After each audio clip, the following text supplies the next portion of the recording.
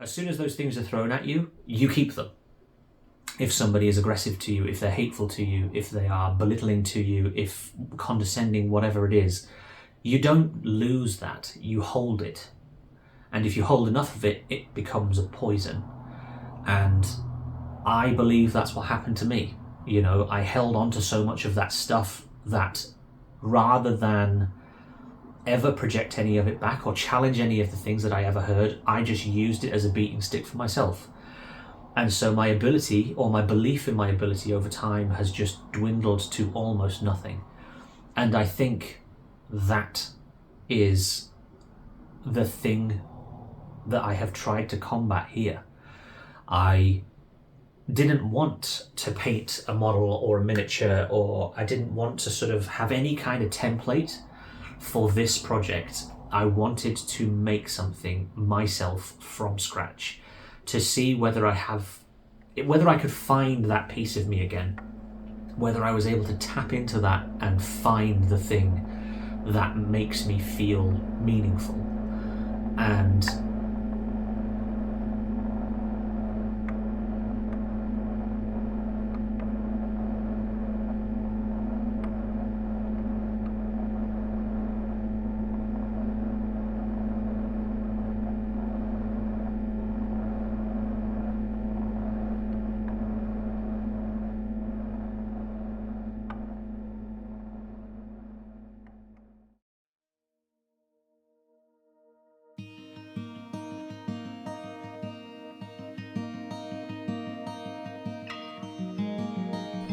so I think the main point of this video is to document something I have not documented before, be outward with something that I'm not normally very outward with, but ultimately challenge myself to change my perception on a few things. I have often battled with my own sense of creativity. I don't entirely know that I understand it completely. I feel like there are two versions of what I believe my creativity is. One of them is an internal instinct more than anything else, something that I want to make this thing, or I want to make that thing, or, you know, it would be wonderful if I could bring this thing out of my brain into reality. And then the other is sort of this education-built structure, I guess, that is telling me how I should be doing it, and if I'm not doing it that way, I'm wrong.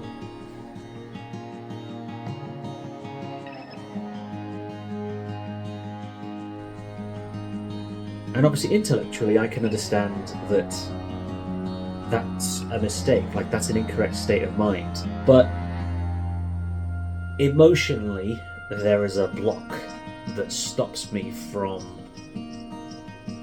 well, beginning.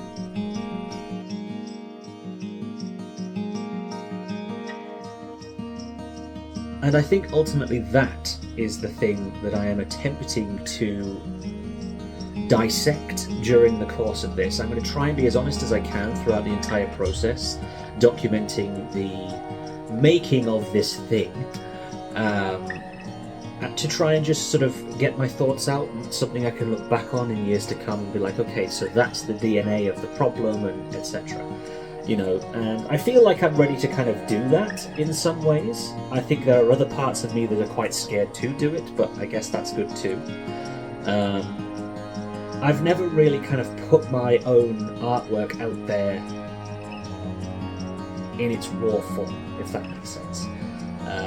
Obviously I've been painting miniatures and models and stuff on here so far on the channel, and that's fun, that'll continue. I do like doing that, but ultimately the form of the thing is built. I'm just slapping colour onto it to kind of bring it to life fully.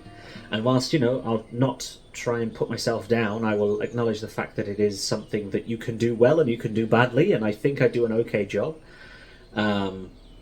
But ultimately it is not something that has come from within out, if that makes sense.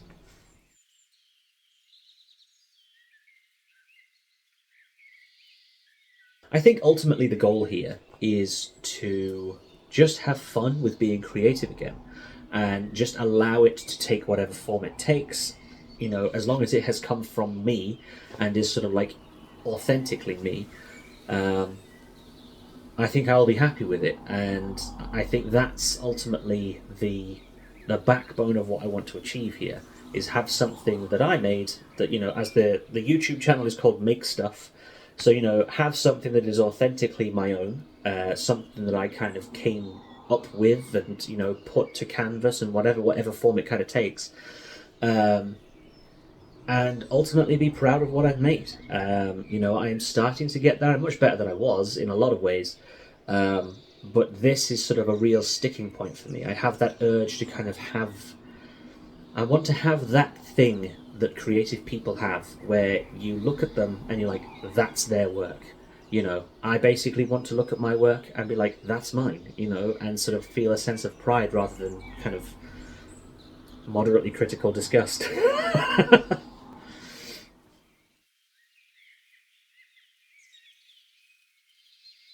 But I just wanted to get those thoughts out of my head right now. I'm in the middle of repainting the studio, trying to get things up to some sort of finished, because this room has never been completed in any really meaningful way. And so I'm doing that today, but I just wanted to kind of sit and get the thoughts out of my head, because it's already been a couple of weeks that I've been wanting to do this. So me stalling and kind of taking my time, I think, is a sign of the problem, if that makes sense. You know, the fact that this has been an idea that I've had for weeks and I haven't taken an action to make it happen, I think is rather telling. So I have kicked the ball down the hill and we will see how far it rolls. But yeah, it's going to be interesting.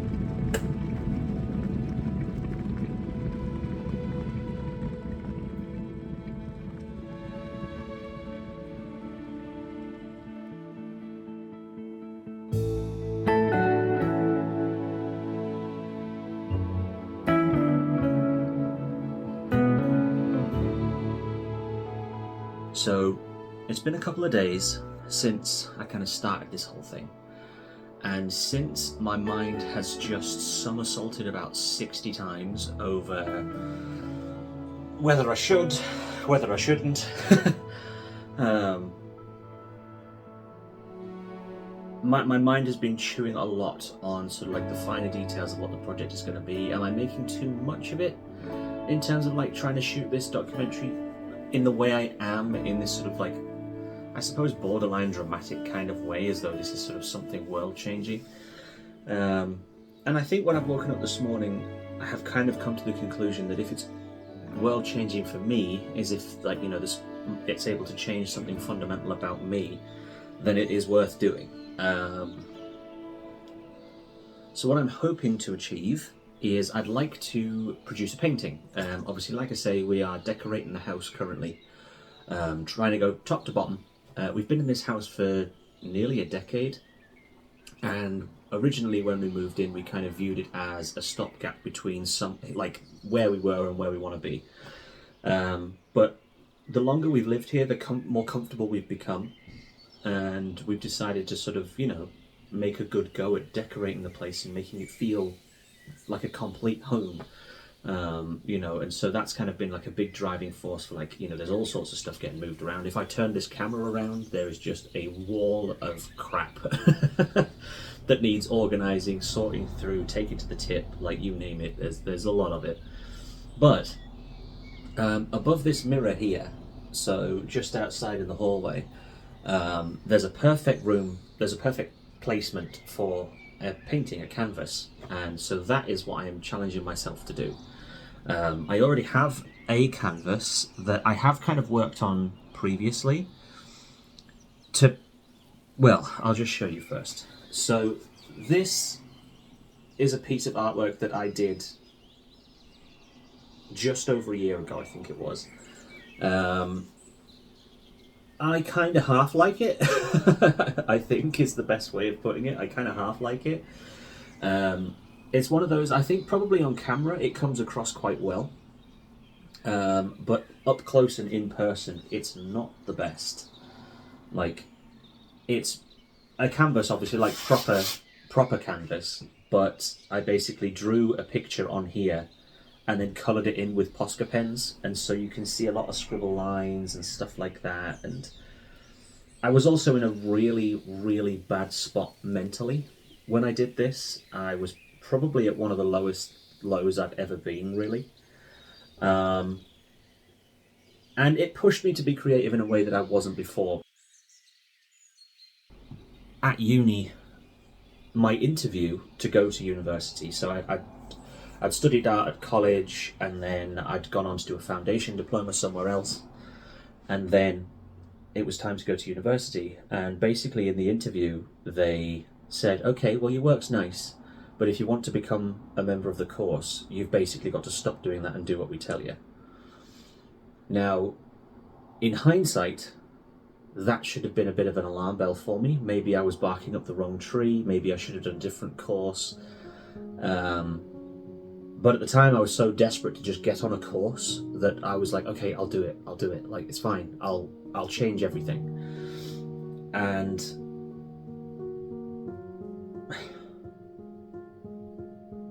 yeah, it kind of, I think over the course of those 3 years, it sort of broke down my creative desires, really. I stopped enjoying the craft altogether. I really did not enjoy what I was doing at all, and it slowly led to the decline of me being able to enjoy anything. And so over the past sort of 10 years, I have tried to reclaim it, I've tried so many different things and so many different styles and so many different projects in different different scales and all that kind of stuff, and just desperately trying to find the thing that I wanted to do, trying to reclaim a love for it. And whilst, again, painting miniatures and stuff like that has been something that I've really got a lot of fun out of, in terms of stuff that came from me and was an authentic piece of artwork that I had brought into being, I couldn't do it. And haven't been able to do it since. And so last year, like I say, when I was sort of in the pits, mentally speaking, I just thought, you know what, I'm going to do something so far removed from what I have ever done, which obviously is heavily abstract, very vibrant colours, all loosey-goosey shapes and stuff. I'm going to do something very removed from what I normally do and see if that does it, if that makes everything click. I think what it did for me was it allowed me to it broke my routine in a way where I was like, oh, I can do other things, I can try different stuff, I'm capable of more. And whilst, like I say, I have mixed feelings towards this particular canvas, it, I think, fundamentally was the thing that made me aware of the fact that I can go to a different place altogether, both mentally and creatively, and create artwork.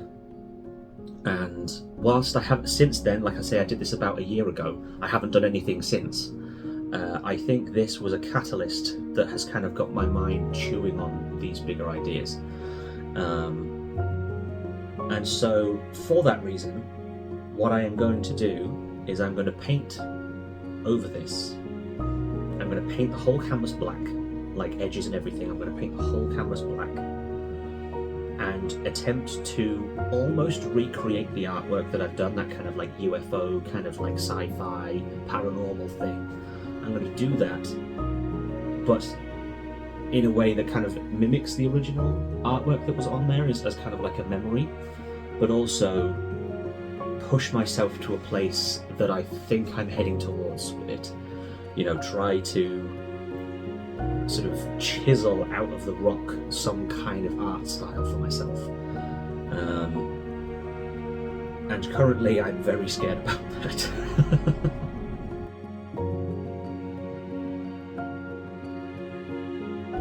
And like I said on Tuesday, I think that is a good thing.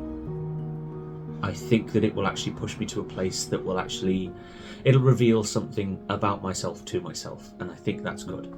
But yeah, at this point I'm having those creative self-doubts of, can I actually do this? Is this something that I can achieve? You know, and until I actually start doing the design work and I actually start putting the piece together, I guess I won't really know.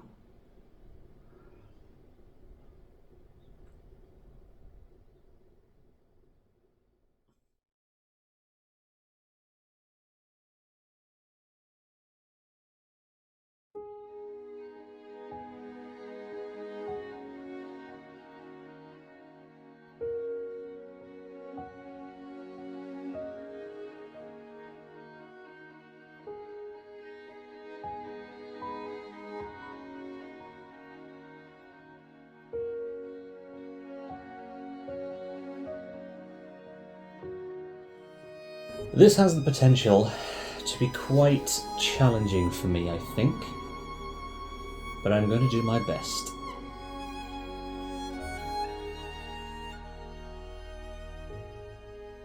So the other day, I got in touch with my parents, basically requesting that if they had any of my old artwork from sort of like, you know, when I was in education and when I was kind of, you know, I was doing a lot of artwork for various different reasons and things like that. But since moving away, I haven't really seen a lot of it in a very, very long time.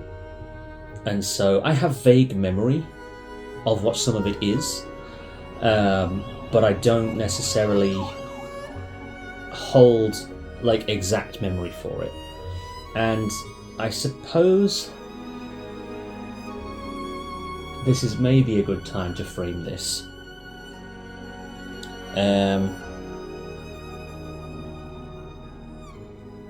I suffer with post-traumatic stress disorder, okay? It's from a combination of sources. You know, there was certain pieces of my life that weren't particularly rosy, and school was one of them, quite intensely so. And obviously a lot of this is from that time period, so it's going to be very odd to look through some of it again and kind of see a younger version of myself have like the artwork that a younger version of myself created. But you know, I'm going to be sensible and I'm going to, you know, frame it in the way that, you know, this is all for a purpose. Like this, the decision I have made to do this, it serves a greater purpose. And that greater purpose is, it's the start of a project. Obviously, we've already talked about what the project is going to be. And ordinarily, if I was going to start something like this, would look for sources of inspiration. So I would look for artists' work that I found interesting and exciting and all of that kind of stuff. Look for examples of the style that I might want to work in or something like that. However, that kind of betrays what I'm trying to do. And in that sense, it's why I've decided to look through my own work instead of somebody else's. I think it is increasingly difficult to be creative nowadays, as it, from looking online, feels like everybody is.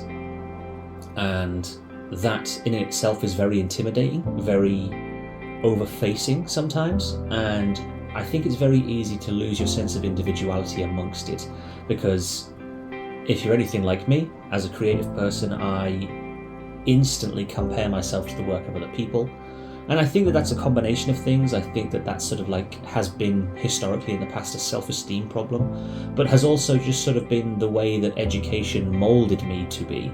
You know, you're always in competition with the person next to you, or you were always, you know, your work was graded on a number system or a letter system, you know, all that kind of stuff, and it murkies the waters of what intrinsically means something to you. And so I feel like looking at other people's work would be disingenuous to what I'm trying to achieve here, which is trying to achieve something that means something and has value and meaning to me. So, to that end, I am going to browse through some work that I have done in the past, and obviously, like I say, I think a lot of this is going to be from sort of like school, college. I think my uni portfolio is somewhere different, so it's not going to be any of that stuff. I'm going to look at this and I'm going to sort of try and find things that might be exciting to me, might be interesting, even if it's just a memory, and see what it can offer me in terms of inspiration and or motivation. Just before I start kind of doing my initial prep for this particular canvas, before I start drawing up designs and putting my skills to the test.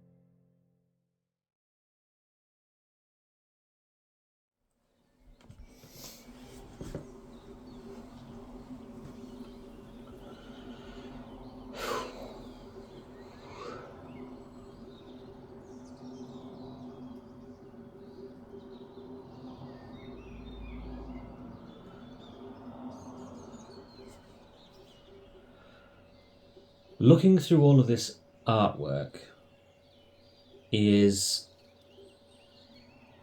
sort of bizarrely comforting, strangely challenging, but it has also taught me a few things that I didn't think it would, or didn't expect it to, at least. So I think a lot of the pieces that kind of really stuck out to me is, this sort of thing in which it's highly detailed, pencil tone, so you're looking at a lot of texture, a lot of shape, a lot of lighting. I remember redoing this actually. This is the first one that I did that was kind of submitted as part of my GCSE. This is the first one I did, and then I ended up redoing it because I wasn't super happy with it because there was blemishes and marks on the paper, which obviously over time, because I'll have done this in 2007, 2008, I think it will have been, something like that.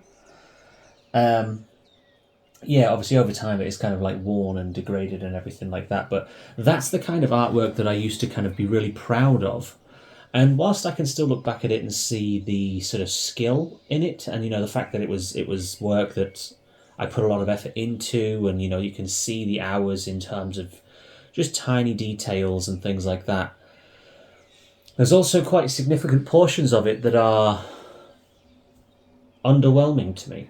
And I'm just this moment trying to figure out why that is. The memory of, producing these gigantic sort of tone drawings and all this sort of stuff, the memory of producing those sorts of things, I remember them being so much better I remember them being like, oh my God, this is like the most skilled work I've ever made, and this is something that is really going to kind of like, I'm going to be able to be an artist and all of this kind of stuff. And I remember kind of looking at it and thinking that, this was really, really special. And to be fair, I picked this one up, The Prince of Persia. That one's good. I'll allow myself that one. That one's good.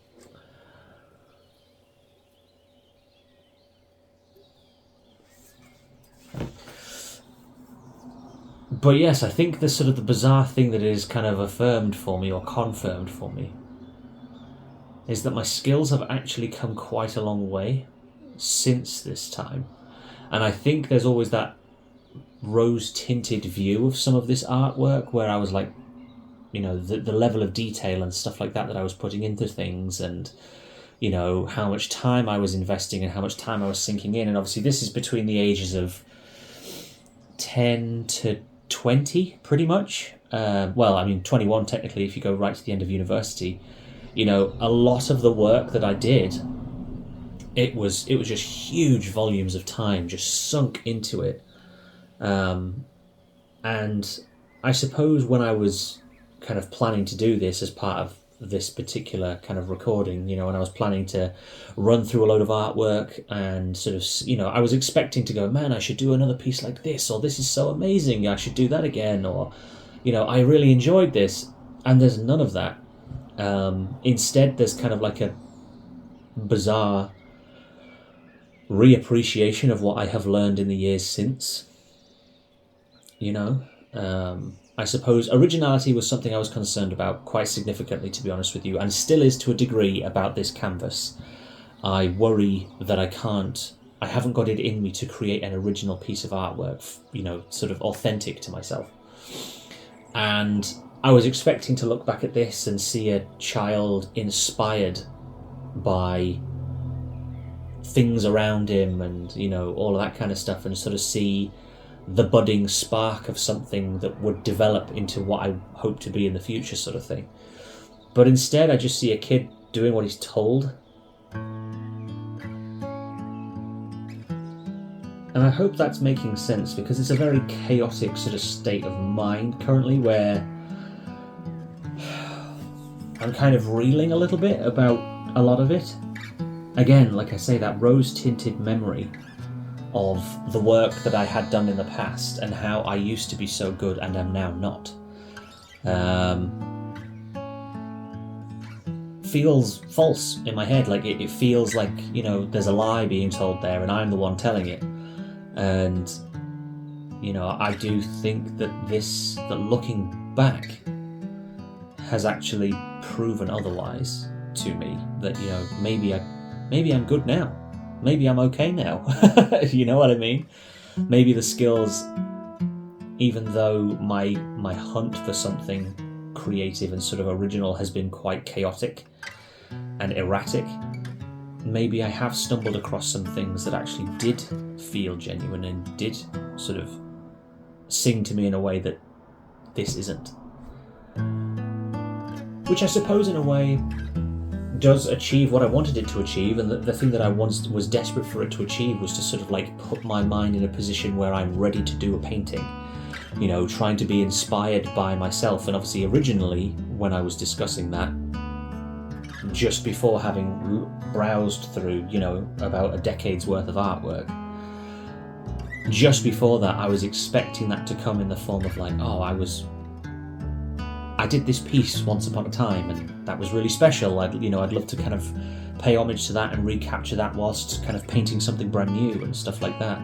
But instead, there's been a shift internally, and I'm still kind of trying to figure out how, where, and why. I actually feel more prepared for it than I was before. Initially sort of looking at this canvas and kind of preparing myself for actually painting, I was very skeptical about my ability to actually achieve it, but looking backwards, I think I might feel more capable now.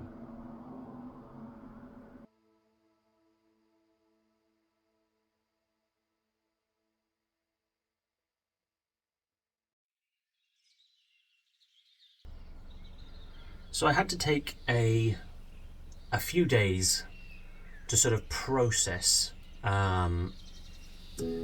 looking back at all of that artwork and sort of taking a step backwards into the past to kind of have a look at all of that stuff. My mental health did dip. It sort of, I think unfortunately the nature of post-traumatic stress disorder, I think you're not always in control of what your brain does with that information, and sort of, confronting stuff in the way that I chose to do it can sometimes be, even though me consciously I could know that, everything was fine, it was just literally looking through artwork or whatever. I think subconsciously there's still some shelves that aren't evenly stacked, if that makes sense, and there are sort of some parts of me that are reeling a little bit from that sort of exploration into the past. And so I did need to step away from the project for a little bit. I honestly sat here right now, couldn't tell you how many days I have been away from it, but I had to do that for my sake, really, more than anything. I am very glad that I did look back, and I'm very glad that I did look at the artwork, because I think the things that I learned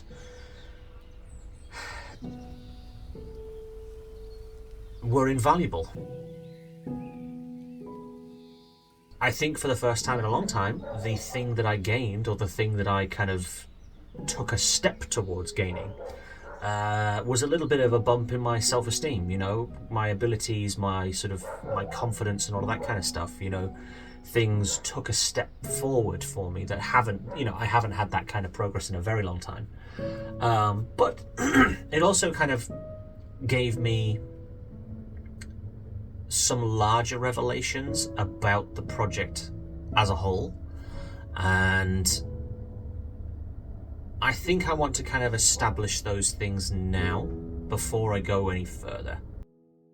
So I think the biggest shift that I've noticed is sort of more to do with what the project is actually about. And going into it, I thought I knew what I was talking about. I thought I knew what I was doing.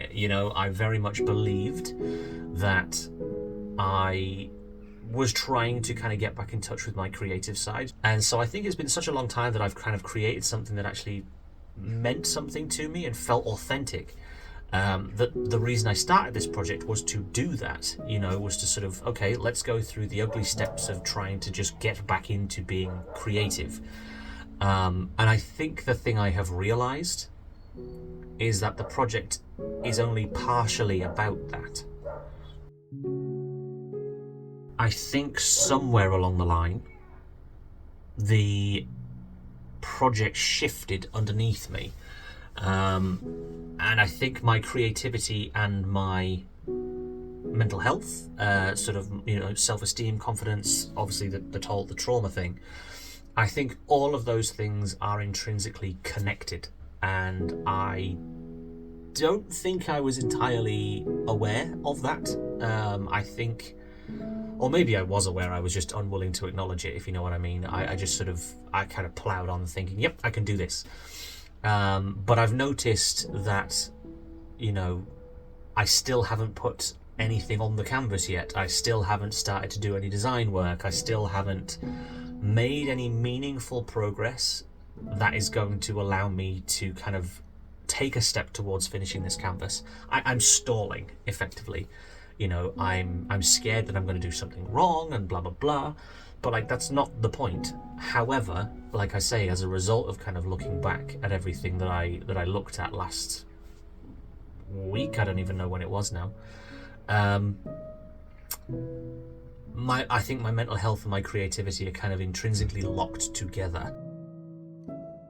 And I think the second thing I kind of realized as a result of that revelation was the fact that this project has a slightly wider story than I had originally acknowledged as well. I think the very nature of documenting a story or documenting a process, or however you want to phrase it, I think the very nature of doing that kind of as a video, as a series of videos, as something that you intend on sort of like publishing and pushing out into the world sort of thing, even on a small scale, I think the very nature of that means that sort of, you have to surely have a target audience, like somebody who you think might be interested in the thing that you're doing. And initially, my thought was for the people who were on my degree, like my illustration degree, those people, because I don't talk to basically any of them anymore, but I have them on social media and all of that kind of thing. And I see stuff that they post from time to time, and some of them struggle and some of them are thriving, and obviously that's the nature of the world, that's how things work. But I think partially it was sort of like almost kind of like a survey or like a questionnaire to them, and sort of be like, do you feel the same way about these things that I do? Like the fact that university kind of destroyed my desire to create and all that kind of thing. And so obviously before starting, that was kind of my target audience. That was sort of, okay, I'm going to make it for me most of all. It's for myself most of all. But then, maybe people who might be in a similar position to me. And then, after having looked at the artwork, I kind of realised that maybe this has a broader reach, in the sense that anybody who struggles with anything, mentally speaking, anybody who struggles and they just want desperately to do something to better themselves, or just to be able to enjoy something, something they've always wanted to do or whatever. And I think it's a very common thing to struggle to be able to do that, to push yourself through those walls and to sort of be able to break down the barriers between you and your objective and you and your goal. And I think whilst this is all shot and framed through the lens of a painting, I think that there is a narrative that maybe this is all just my brain just kind of chewing on stuff. There is something, or I believe there is something very familiar about it to people who don't paint, who don't create and stuff like that. Somebody who just wants to do something but struggles to do it. And that sort of paralyzing effect that your mind can have on you, in the sense that you never start, you never begin, because you talk yourself out of it before you've even tried. And I think, without me being aware, that kind of narrative has threaded its way into what I'm trying to achieve. And I certainly don't think it's a bad thing. If anything, it's a bit more motivating to kind of make progress. But yeah, I think there's a story that has the potential to benefit more people than just me. And maybe, I don't know. My mind has been chewing on this for, I don't know, like a weekish, and I just keep on kind of going over the same thing over and over again. And yeah, I think I just need to get started.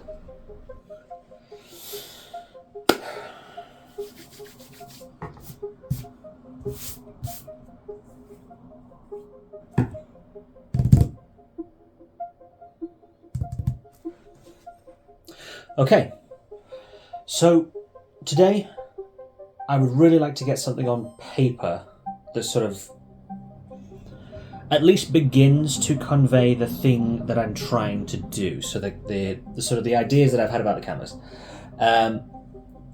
Just to kind of clarify, I want to try and recreate the thing that I did, because I suppose for a little bit more context, this canvas, when I did it, it was when I'd first realised I was struggling with PTSD.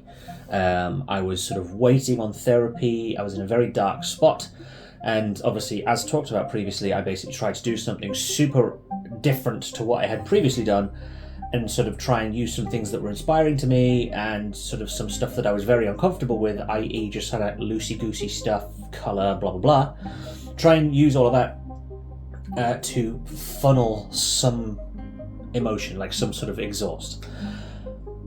I have obviously since painted it black, and I am now planning on creating a new piece of artwork over the top. The subject matter on the painting is still the same, so I would like it to be an abduction scene. So, you know, some kind of craft or, you know, some kind of UFO-y type thing. A beam of light and a person. I have some loose ideas, which obviously I'll start just sort of like sketching some stuff out. So, part of what I want for this is I want the person to be the main kind of focal point, I suppose. I want that to be the most defined thing about it. So I'm thinking... Now, initially I've had kind of like ideas of quite a vertical image. So sort of having a beam of light from the top, and then the UFO shape kind of obstructing that light, and sort of have a very muted kind of colours along the top. So obviously you've got your UFO, and then where the UFO obstructs the light, have much more kind of like expressive, kind of like weird and wiggly, kind of like almost like 70s vibes. Because another sort of part of the project that I would like to kind of like have be a thing is Hannah and I, when we're decorating the house, we are trying to sort of have like a more retro sort of feel to the house. And so then I'd have my person at the bottom kind of being abducted, but have the majority of the piece sort of be these really psychedelic sort of shapes, trying to be a bit freer with paint, with colour, with sort of shape, that kind of thing, trying to be a bit free with it, whilst also creating something that sort of mirrors this. And I like this idea. I like the uniformity of it. It kind of has that sort of almost like Art Deco smashed with Bauhausy type stuff, where it can be quite clinical and clean and sort of like nicely made, but also has a very distinct kind of like retro vibe, which I quite like. So this is definitely an option. This sort of very abstracted kind of, basically just slapping colour in patterns on the body of the canvas, having a clearly defined UFO at the top and a clearly defined person at the bottom, with a beam of light just above to sort of like break up that kind of abduction scene sort of thing. So this is... I like this. This is cool. This one... because obviously I'm toying with kind of turning it into myself in a lot of ways. So have the abduction sort of be me. But I don't know whether that's a bit egocentric. I'm not sure whether I like that yet. But having this character here, so that the humanoid figure being abducted, being here, with incredibly short legs based on my drawing.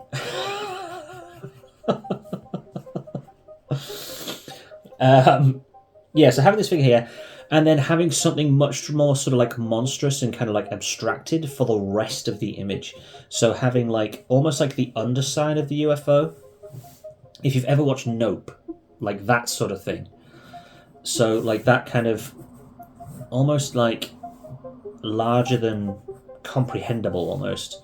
So have the underside of the UFO kind of being here, and then almost like a kind of like a vomit stream of colour just sort of like absolutely intersecting and devouring the person in front. So have this section all be colours and lights and sort of almost like an oil spill type thing, but sort of in very, very high, very, very bright colours.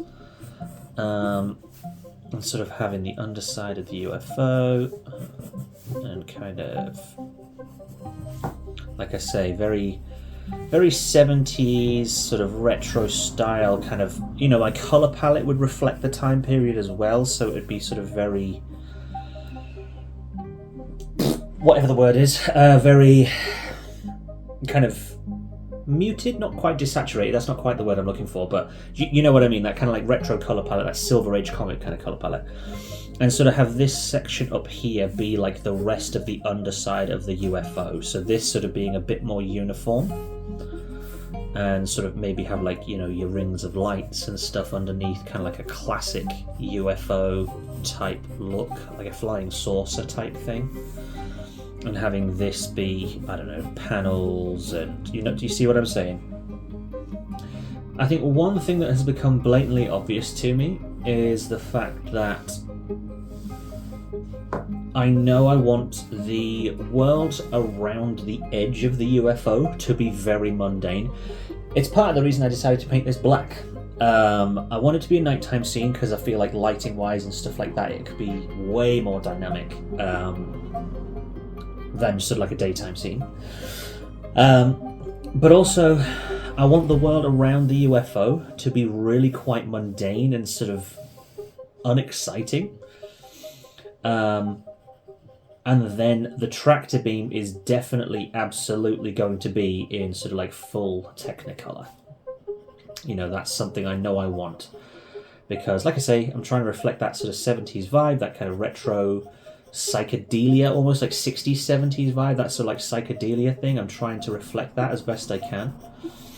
And so I think one of the easiest ways to do that is to have the aliens sort of tractor beam be very starkly contrasted to the environment around it.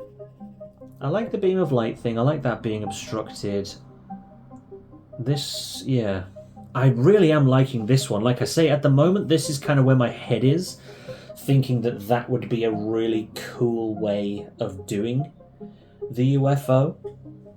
You know, and I could even have some fun with these things here, so I could maybe have some portions of the painting that are a bit more detailed and kind of, you know, give into some of those things that I do like to do, like, you know, do the rivets and all of that kind of stuff in like the underside of the UFO and that kind of thing, which could be fun. But I do actually really like this. Like, the more I'm trying to like squeeze more ideas out of my head, the more I'm looking at this and I'm like, yeah, this is cool. Because I could really do the edge of this almost like it is kind of like water being spat out of a tap almost kind of thing, like a sort of like a torrent of water, but made of light instead, you know? And sort of have that kind of like splashy kind of oil spill type thing where it's all, you know, is it light, is it liquid, is it jelly, like what is it? This is really cool. This is striking to me. Yeah, I think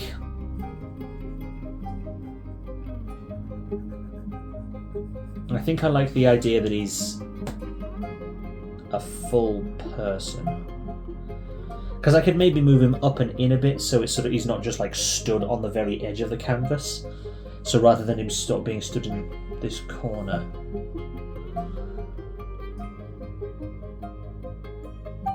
That one's probably a decision to make as we go. Because I can't picture it in my head right now.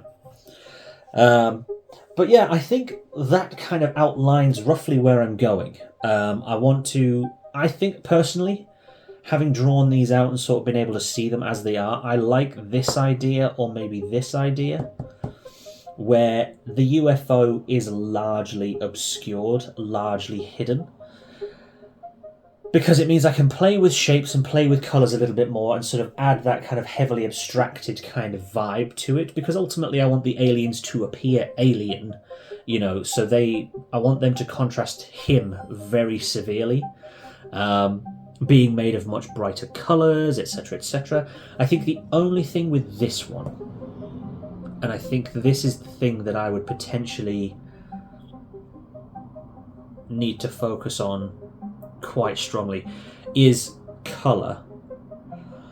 Because if he's going to be jet black, obviously I do want him to contrast the ship. If he is jet black, I'd need to probably have some darker muted colours for the UFO, the undercarriage of the UFO, so that then the only coloured piece is this tractor beam. But I think I'm happy with those as sort of like the baselines of my ideas. I think what I'm going to have to do next is next I need to tighten this design, because like I say, I think this is the one I'm going to go for. Tighten the design up, sort of make some decisions about how I want the human framing. But then the most important bit, I think, is going to be the tractor beam, because the tractor beam is either going to be sort of, again, that psychedelia kind of like wavy lines type thing, or it is just going to be erratic brushstrokes. Either way, I need to be very careful about how I do it, because with it being such an enormous portion of the canvas and such an enormous chunk of this black frame, I don't want it to look like a mess. I want the colours to kind of like be tight and, you know, on point, like vibe wise and stuff like that. So yeah,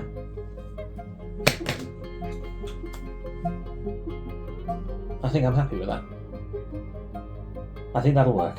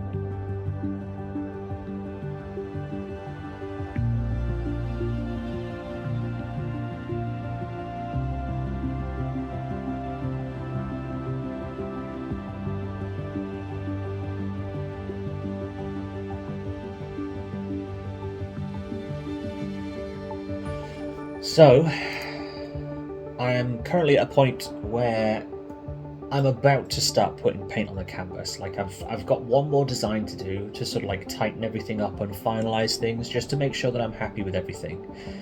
And then it will very soon be time to start drawing the design out on the canvas and then actually painting. I'm making good progress to sort of, in my head, sort of like that mental checklist of like, right, these are the things I need to do. However, I'm feeling a touch overwhelmed today. I am... Obviously, I'm doing two projects at the same time. So I am simultaneously filming a documentary and doing this sort of the actual practical side of actually making the artwork and doing the painting. And I just sort of had this moment last night where I thought, holy shit, I've got so much to do, because I've got footage to go through, edits to make, obviously start compiling the footage together. I've got all of that to do. I then have to start thinking about how I want the thumbnails to look, so that, you know, they both kind of convey what I'm trying to do and also look nice. So yeah, I'm feeling a touch overwhelmed, so I think I'm going to take a break from the main bulk of the project, i.e. the actual artwork itself. I'm going to take a break from that and instead prioritise putting thumbnails together, editing footage, and actually making a documentary. So wish me luck.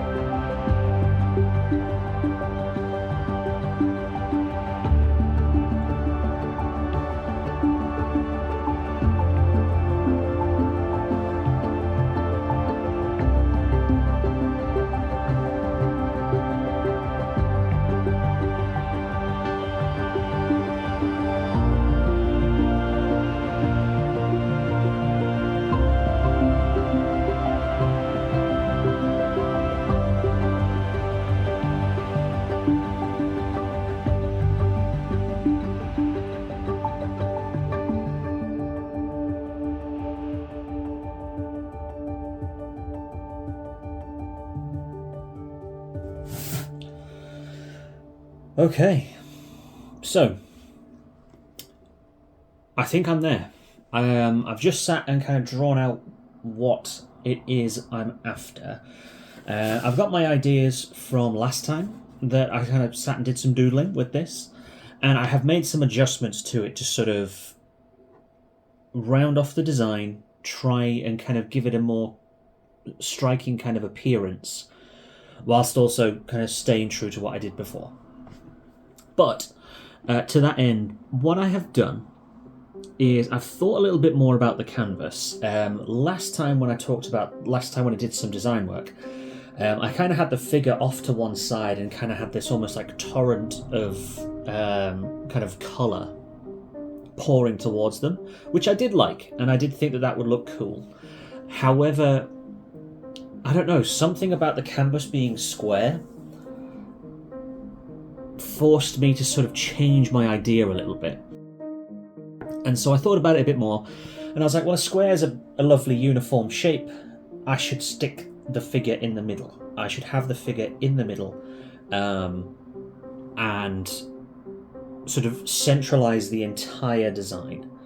And then that thought kind of sprungboard onto where I am now, which is again combining some of the ideas that I had before, in the sense that, like, I don't necessarily want to depict like the entire UFO. I don't know whether I want the same as I had before, where I had the little green man in the UFO the same way as he was in this sort of like highly colourful Posca pen version of the painting.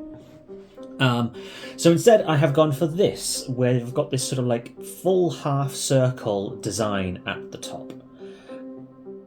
Obviously the majority of it is off screen. It also doesn't sort of look like a UFO inherently, which is all sort of things that I enjoyed the idea of last time. I want the underside to potentially be a little bit more geometric than I have drawn out. So lots of hard lines, lots of clean shapes. So, you know, these sort of like almost like scale armor kind of like pieces and stuff like that. I quite like that. Like the little lights underneath with the panels, that's fine. I think that I'm pleased with where this is. Obviously there's going to be fine tuning, and I'm going to measure everything for the UFO. So I'm probably going to use like string or something. I'm going to use some way of marking down the circles, just because I think if I'm going to choose to do the design in a very geometric fashion, or if I'm going to design the UFO in a very geometric fashion, the planning for the flying saucer itself needs to be like on point. It needs to be really, really tight, because if it isn't, it's going to basically ruin the whole design, I think.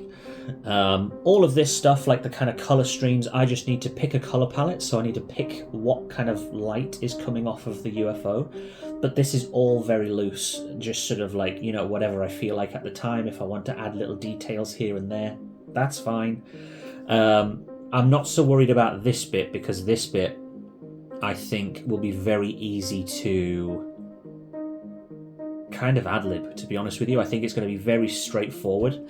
The human is, I quite like the sort of simplified shape. I think that looks quite nice. I was initially going to use sort of like a more photographic kind of rendition of a person, so like, you know, maybe take photos of myself in some positions and sort of mimic me. But I think with everything else being so abstract, I quite like him being sort of fluid as well. One thing that I have thought about, though, in just specifically when I've been doing this, it's not been thoughts that I've had prior. I really quite like the idea of turning sort of like the entryway, or the sort of like the main, where the tractor beam is coming from. I really enjoy the idea of turning that into an iris. And I think that's partly because of what we've been doing here with the documentary. I think it's kind of cool to have this as an eye observing, if you know what I mean. It's kind of like a little little moment, a little keepsakey kind of moment in there that's sort of like, this coincided with a piece of visual, like a story told through a documentary as well. And it'll kind of always be on the canvas. People watching myself, me, paying attention, me observing, all of that kind of stuff.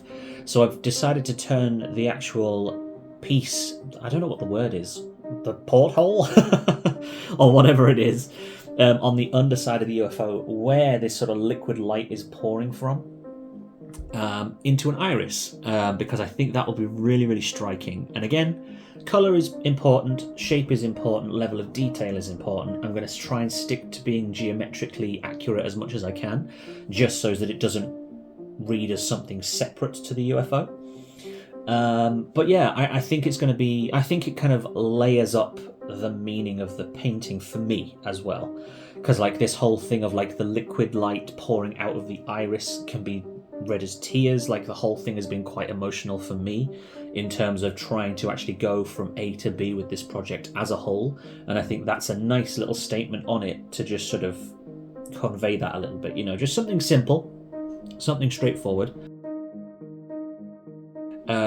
One thing that is a kind of a cool little nod to something I've not really talked about a great deal in this so far is my Hannah. She's a very creative person in her own right, and one thing that she does is she does these beautiful dot mandalas, and they're stunning pieces. And for a long time, the only kind of art that I could ever really bring myself to do was sort of photo editing. I would sort of sit in front of the computer for hours at a time and just tweak photos and stuff like that. And I got kind of good at it. But anyway, one of the things that Hannah kind of quietly inspired in me is this sort of desire for like to make a physical thing, actually pull something out of myself and put it onto a canvas or sculpt something or whatever it was. She very much inspired me to kind of seek that kind of satisfaction out of something, a physical creation, if you like. But like I say, one thing that Hannah does is these beautifully intricate dot mandalas. And I think what I'm going to do to sort of populate this and kind of like abstract it further is once all of the kind of colouring is down, the liquid light is there, the kind of this droplet kind of valley of light has kind of formed, I'm going to add some just sort of coloured dots across the whole thing. Like I say, partially as a nod to Hannah and her work, but also something to kind of add that kind of mystified sense of sort of like a starscape, or do you know what I mean? That kind of having little bits of colour just sort of like floating about in this space, just sort of perfect circles that kind of just around this space here, sort of in this bottom piece, just sort of populate them with contrasting colours and things like that. I think that could look really cool, and it's another layer to the painting that I think will certainly make me happy. Sort of looking at it, I'll be able to sort of see what it is and what I put it there for. But I think from this point, there is only one way to go, and that is to actually draw this on the canvas and begin to end this whole project.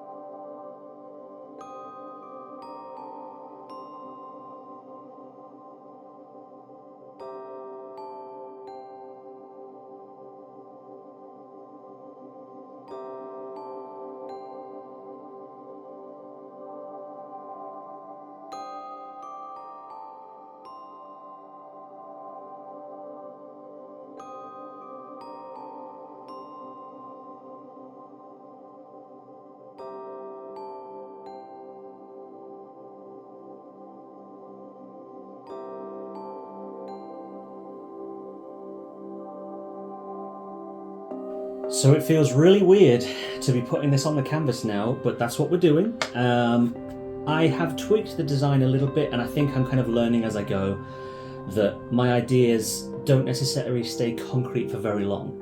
But the backbone of the idea is very much the same. I am just changing some of the structural stuff to try and add some extra design elements as we go. But we've started it, so we've got to finish.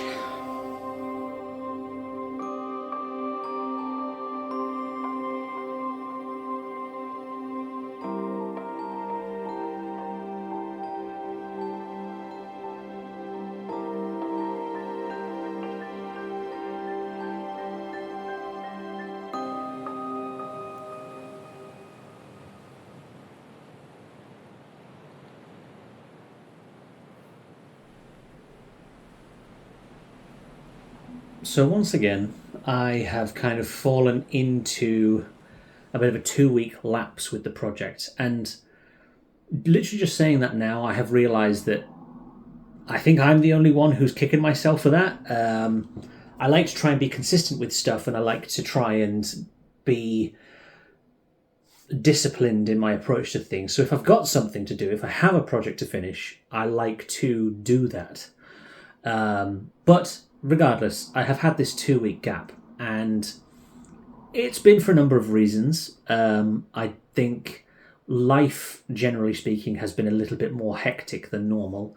My responsibilities of work at work have increased sort of temporarily, so I've been very preoccupied with making sure I get all of that stuff right. I also hurt my back, so it made sitting in the studio in general just quite uncomfortable and unpleasant. And so, I had taken some time away from the project and all that kind of stuff, but I think it made me realise some things that were worth documenting before committing to the final straight of this sort of project.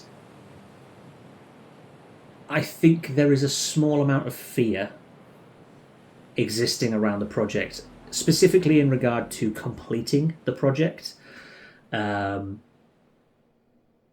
only thing I have left to do is to start painting. The design is kind of half drawn up. My ideas have fluctuated again. I have had sort of ideas about turning that sort of stream of light in the middle to look more like a lava lamp, which obviously keeps in line with that 70s retro vibe that I was wanting. But my ideas were just sort of so fluid and so fluctuating. And I think that's one of the things I've kind of learned from doing this process, like doing the project in this way, is that my ideas are very susceptible to change. And the moment I kind of say, this is the way I'm doing it, there's like this internalized pressure that makes me feel like if I change that idea, I'm doing something wrong.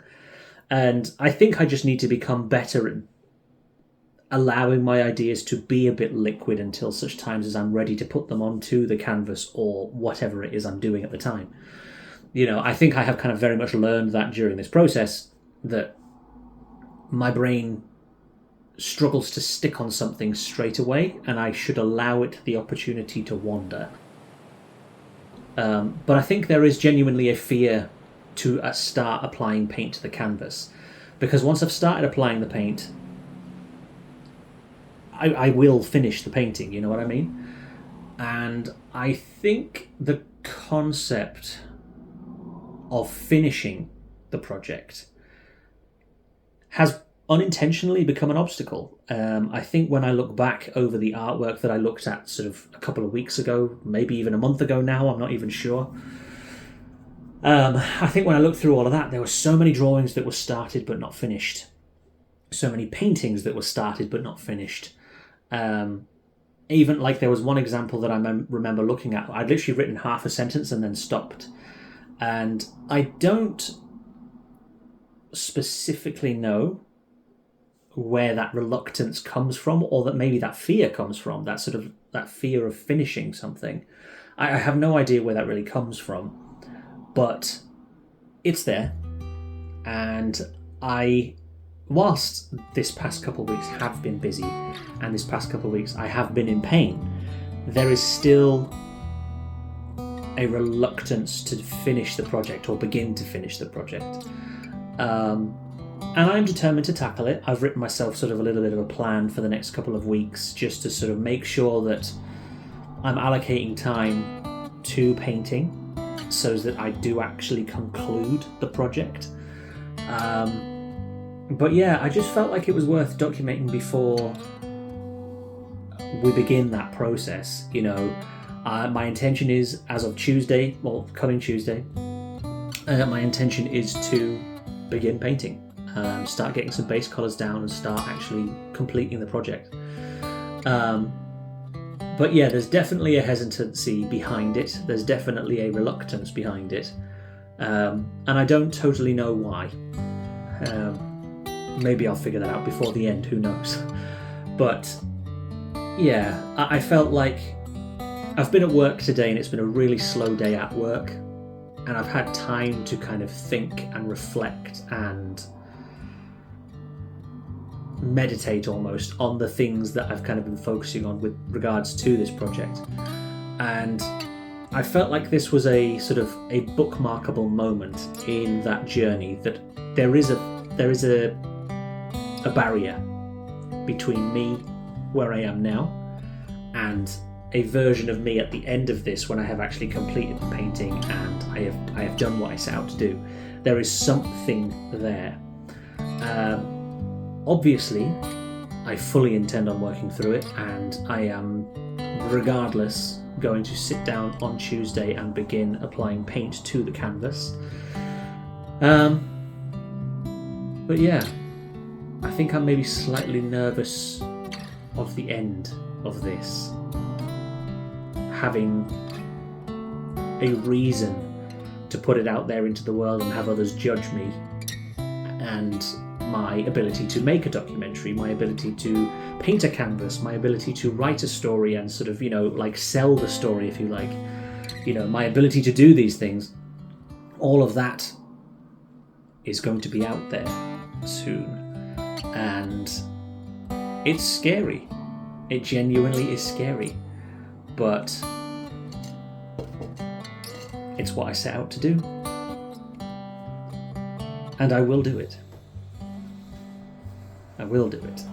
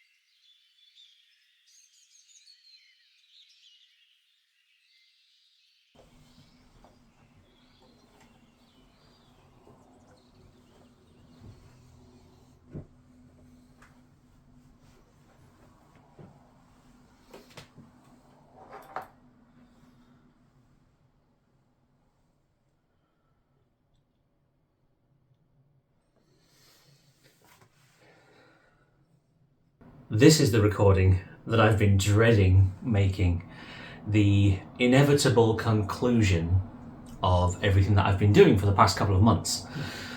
And I've partially touched on this just before I got into doing all of the painting, that kind of fear of finishing, the uncertainty around completing something. But I think also that the secondary thing here is that I haven't entirely known how I would conclude it, if that makes sense. You know, what would I actually do when it's done?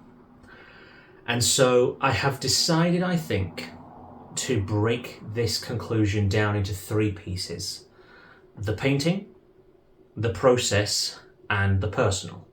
Because I feel like those are the 3 kind of cornerstones of what I have done and what I have ultimately kind of gained the most, learned the most from. Obviously the painting is an obvious thing that needs to be reviewed, but I feel like both the process of kind of documenting and creating this documentary is sort of worth talking about, and the personal effect it's had on me and what I've learned, I think, are equally valuable things. So I'm going to break it down into 3 pieces in the hope that some of this remains clear and unclouded by thought.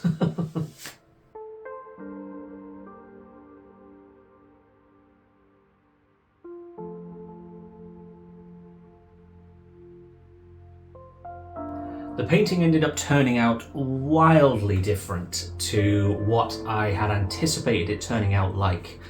In all honesty, going in, I think the thing I expected more than anything else was that the painting would very much be, in terms of sort of like my concerns about originality that I voiced early on, my prime concern was that when I painted it, it wasn't going to look that much different to what I had already done. So I kind of figured that I was still going to go for that kind of like very heavy black line, kind of almost sort of pop arty kind of abstracted thing. I didn't think it was going to look desperately different by the end, and that concerned me a bit. You know, I knew that I was going to end up doing something similar in some ways, but I wasn't convinced that I would make any kind of real separation from what I had done before, kind of opening up the opportunity to beg the question why I even did anything. And that was a legitimate worry. However, now that the painting is completed, it turned out wildly different to what I expected. Like I say, I think something happened when I put that initial sort of few brush strokes onto the canvas. I really wasn't sure what I was doing. And this kind of goes into a larger kind of revelation that I've had during the course of the project. But I really didn't know what I was doing. I knew I had a template, I had sort of line work that would allow me to form the structure of the painting. In terms of how I was going to apply that paint, I didn't have a clue. Which I think turned out to be a blessing in the end, because I just sort of jumped in with both feet and I just had to see what happened. I am largely happy with how it turned out. It sounds such a daft criteria to meet, but the thing that I wanted it to look like was a painting. You know, I didn't want it to just sort of look like a rehash of the original. I also didn't want it to look too clean. I didn't want it to look sort of too refined and everything like that. I wanted it to have a roughness about it that sort of, it looked like it was handmade. It looked like it was painted by hand. And I do think that I have achieved that ultimately by the end of it. You know, I did have this sort of moment partway through that I thought, I don't know what this is going to turn into, but we're here now, so we've got to just do it. But I think ultimately that worked in my favour. There are a few sort of niggly things that I have about it in terms of just stuff that didn't quite turn out as I expected, or I didn't quite execute it correctly, or what I feel would be correctly. You know, I think there was 2 ideas kind of at war with each other. One was very expressive and very sort of thrashy with the brush, and sort of, you know, whatever lines went down you just had to work with. and then the other was very clean and very sort of like defined, like the edges of the tractor beam were one of those things where I had to kind of I decided to be very clean with it and sort of have a very hard edge. I still can't quite decide whether I feel like that worked, but I don't hate how it looks, if that makes sense. But like I say, partway through I did have this sort of blip of like, oh, what am I doing? This isn't anything like I kind of planned. This isn't anything remotely close to the original really anymore. And I did have a moment of doubt, and I kind of had to take a pause. This was quite close to the end of painting. I did have to take a pause to sort of remind myself what I was doing. And that was that I'm trying to find a style that works for me. And, you know, you're never going to get it right first time. You're never going to absolutely nail it with one attempt. You know, you have to take multiple stabs at it, and you have to begin. You have to start somewhere. And I feel like that's what I've done. There are pieces of this that I really love.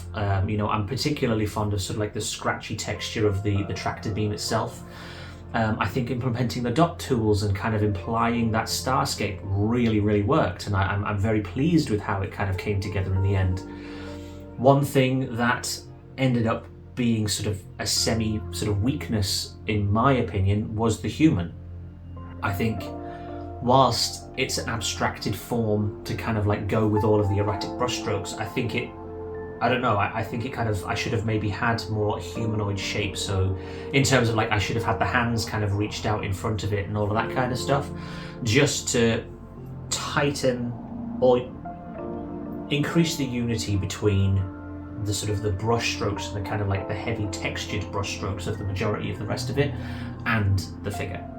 But like I say, and this kind of goes into sort of partially process, partially personal, I have to start somewhere, and this is a starting point. This is the starting line as far as I'm concerned. You know, the painting, I like it. I like looking at it. It feels like I accomplished something. And no, it is not perfect. No, I wouldn't do it exactly the same again if I did do this again.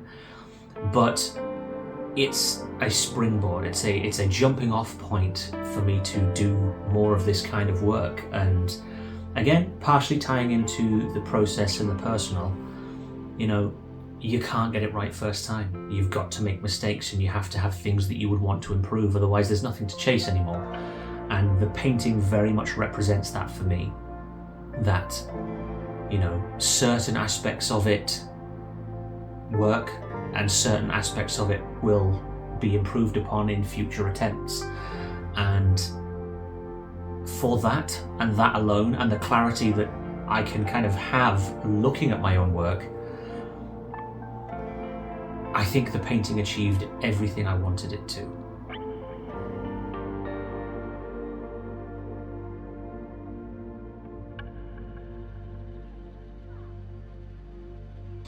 This one is a much trickier thing to nail down, and I suppose broad strokes. Did I enjoy documenting the process of making a piece of artwork? Absolutely. Was it difficult? Absolutely. Did I learn a lot doing it? Absolutely. And so I think in those ways, it was a rewarding process that allowed me to kind of really think about the phases and the steps involved in kind of coming to the conclusion of a completed painting, of a completed documentary, etc. It's very, or has been very intimidating actually making the thing, you know. So I started mid to late June, I think it was. And obviously now it's almost September now. So it's been a good few months that I've been working on this. And it's gone through so many different iterations, and I didn't really talk about it whilst I was making the documentary. You know, at the time I was more focused on what I was doing in the present moment. So I was more focusing on the fact that the painting needed to be done, the fact that I felt like I needed to have planning stages to kind of get me from A to B, and, you know, all of that kind of stuff. I was very much focused on the immediate.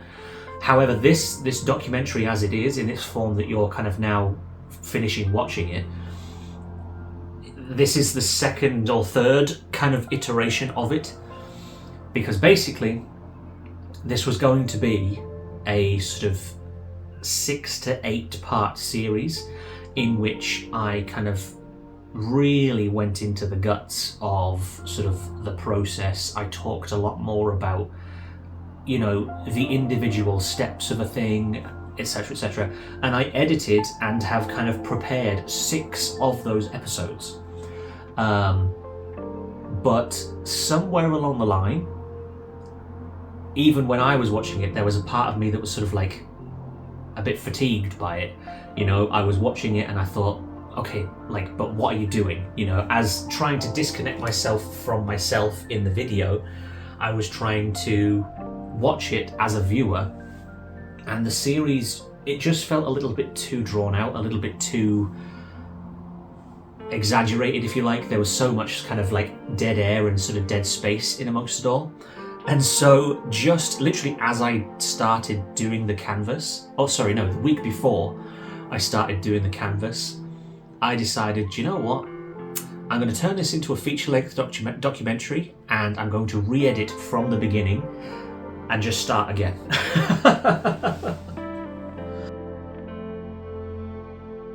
And that, in and of itself, the amount of work I have done on this thing. I have never worked this hard on anything, or at least I haven't worked this hard on anything in a very, very long time, let's just put it that way. I broke it right down. I removed everything I had, even like music choices and stuff like that from the original version of the documentary. I literally stripped it all back, started again, and edited it through. And I'm very glad I did, to be honest with you. It was a lot of work, but I'm very glad I did, because I feel like I've learned a lot doing it. I think you have to be very disciplined to sort of try and document something, because anytime you engage with the thing, you have to have a camera in front of you, or you have to at least be recording B-roll, or you have to have something that is kind of stitching the joints of your story together. And I would love to do it again. I really was thrilled by the experience of kind of like putting it all together, and even in some of the lower moments where I was having to rewatch some quite painful things, you know, in terms of like me looking through the artwork, for example, or whatever, you know, even that, there's a reward that comes from that, because I can hear myself speaking about these things, and then 2 months later I'm re-editing the footage. I've changed in those 2 months, and I have a different perspective in those 2 months. And it's been very refreshing to kind of keep going back, keep touching up footage, and keep sort of composing this hopefully interesting documentary about a guy's process of sort of trying to overcome himself, basically. You know, it's been very interesting of kind of watching those steps, reassessing that information with a slightly fresher mindset, and coming to different conclusions about certain things, or at least having had the breathing space to digest things adequately so I can move on from them. And I think if I had just chosen to record me doing a painting, I wouldn't have had the opportunity to do that kind of learning, to digest the information in the way that I have. If I had just documented sort of, you know, almost done like a music video-y type thing in which I recorded the painting from different angles, edited to a track, and, you know, put it out there, I don't think I would have had the same rewarding experience that I ended up having. You know, by the end of this, I have learned a lot about both myself, what it is I want to be doing, how I want to do it, and it's all thanks to disciplining myself to make a documentary alongside the painting.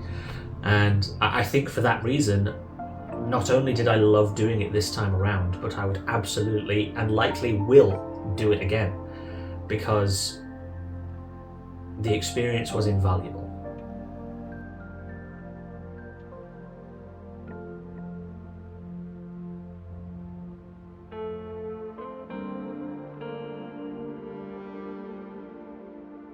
Now this one,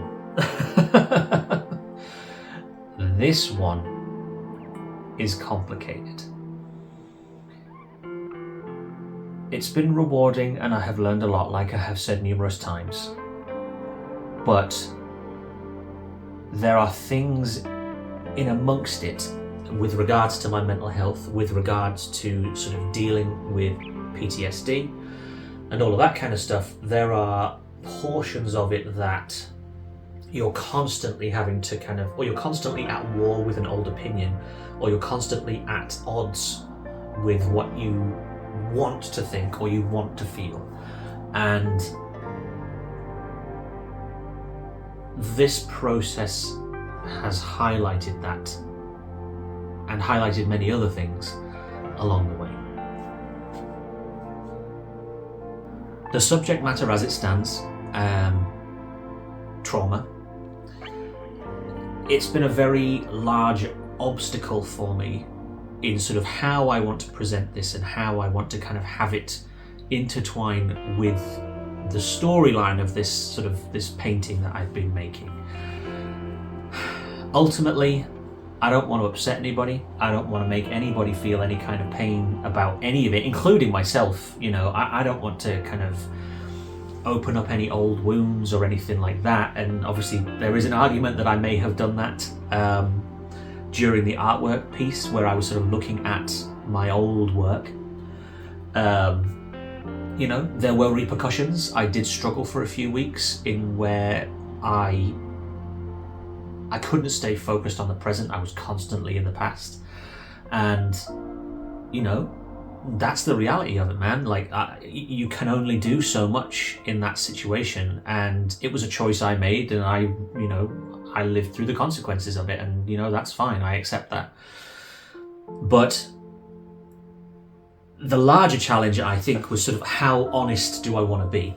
And that honesty, there are prices for these things, you know. You have to kind of be able to and be aware of what it is you're saying and what it is you're presenting.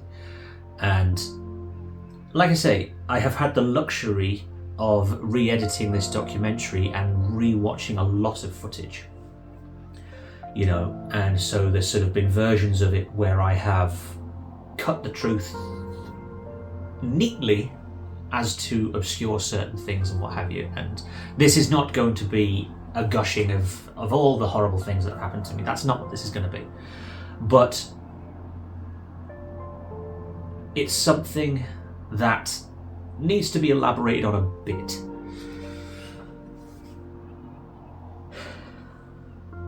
The thing I realised doing this is that all of the planning, all of the prep, all of the sketches, all of the designing, all of this kind of stuff, whilst I enjoy doing an amount of that, and whilst I need to do a certain amount of that to kind of get myself in the headspace of finishing a design, completing a piece of artwork, whatever, all of that was, for want of a better phrase, an attempt at delaying the inevitable of me eventually having to commit to something and paint a canvas and, you know, put my skill on show, and or not, if that's the case, sort of thing, you know. And that's all part of the process. The thing that I observed during this process was that I think a lot of that was, like I say, delay tactics. I was stalling a lot, and I think it's because my self-confidence, my belief in myself, my ability to want to do something and feel justified in that want purely because I want to do it, is something that is greatly in contest in my head. And it is based on information that I received when I was growing up. It seemed like a lot of thoughts and a lot of opinions that I had were challenged, mocked, belittled all the time, and it reduced me in a lot of ways. It pushed me into a shell that I didn't think I could get out of. And so after a while, you just sort of accept the things that you're hearing. And, whilst some of the trauma related to sort of moments of violence or whatever like that, a lot of it was psychological. A lot of it was, things being said that thoughts weren't going through people's head when they were being said. Or, kids at school and stuff like that, they can be unendingly cruel. And I didn't have a sturdy enough foundation during that period to realize that what they were saying wasn't true. And so I built myself on those truths. I built myself on the fact that, people think people think I'm a geek or whatever, which nowadays I take as a compliment, but at the time it was horrible. People just saying horrible things about me, making assumptions about me because I couldn't do this because of other circumstances and all of that kind of stuff. Anything kind of grossly kind of attacking or negative that was thrown my way, my kid brain observed the options, and the options were, ignore everybody or accept what they were saying was true. And that's what I did. I decided that what they were telling me was the truth, that all the horrible things that people said about me was right. And eventually, when people kind of belittle you for long enough, your self-esteem hits the ground, your ability to kind of overcome anything significantly reduces.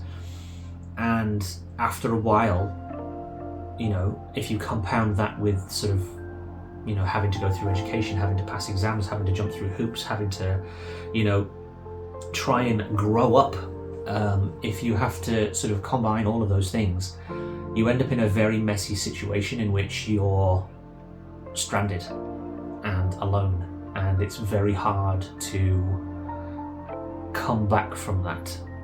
And it's part of the reason that sort of earlier on in this documentary I used the quote, trauma is not your fault, but healing is your responsibility, because it was up to me to combat the negativity that I've been given.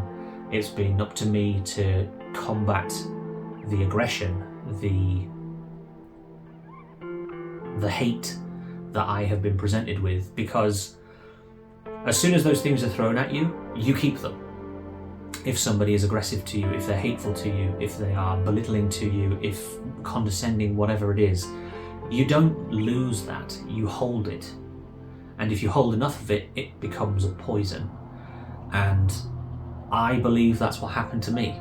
I held on to so much of that stuff that rather than ever project any of it back or challenge any of the things that I ever heard, I just used it as a beating stick for myself. And so my ability, or my belief in my ability over time, has just dwindled to almost nothing. And I think that is the thing that I have tried to combat here. I didn't want to paint a model or a miniature, or I didn't want to sort of have any kind of template for this project. I wanted to make something myself from scratch, to see whether I could find that piece of me again, whether I was able to tap into that and find the thing that makes me feel meaningful. And like I said about the painting, it's a process. You have to start somewhere. It's not clean, it's not organized, it's not easy. You've just got to start. You have to begin. And I chose to do that with this. And would I do it again? Absolutely. I want to challenge myself further. I want to kind of break these doctrines that have been pushed into my head at force. I want to get those things out of me. And whilst I accept that it's not that simple, and whilst I accept that there's an amount of dealing with something like post-traumatic stress disorder, there's always an amount of it you can't control. There's always an amount of it that it's just going to happen, and you've got to deal with it when it does. But I think the same can be said for things like depression and anxiety and other mental health conditions. There's a certain helplessness to it that you've just got to ride those waves when they hit you. But in the moments of sort of consciousness and in the moments of where you're right there, you're on the line and you are aware of what you're doing and how you're feeling and everything like that, I want to push myself into a position where I can push that line further and I can get myself further away from those sort of slippy slopes that lead me into dark places. And whether the act of making this documentary and whether the act of completing a painting, trying to get in touch with an old passion, trying to showcase a story to people that I love and care about, whether it's that or whether it is simply the desire to push past this mental health problem, this project became so much more personal to me than I ever expected it to. And I think it will be a part of me for a very long time.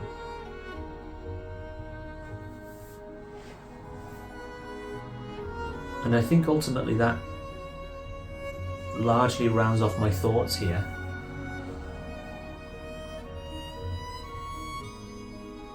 I don't know what future attempts will look like. I don't know how the road will go from here. Nobody can. But, I think there's something in all of this stuff that I've been making, even the models, even the miniatures and things like that, there's something there that is foundationally me. It's foundationally something that I love. It's foundationally something that I aspire to or want to be. I want to be seen as somebody who makes. I want to be seen as somebody who tries. I want to be seen as somebody who's brave in the face of horrible things.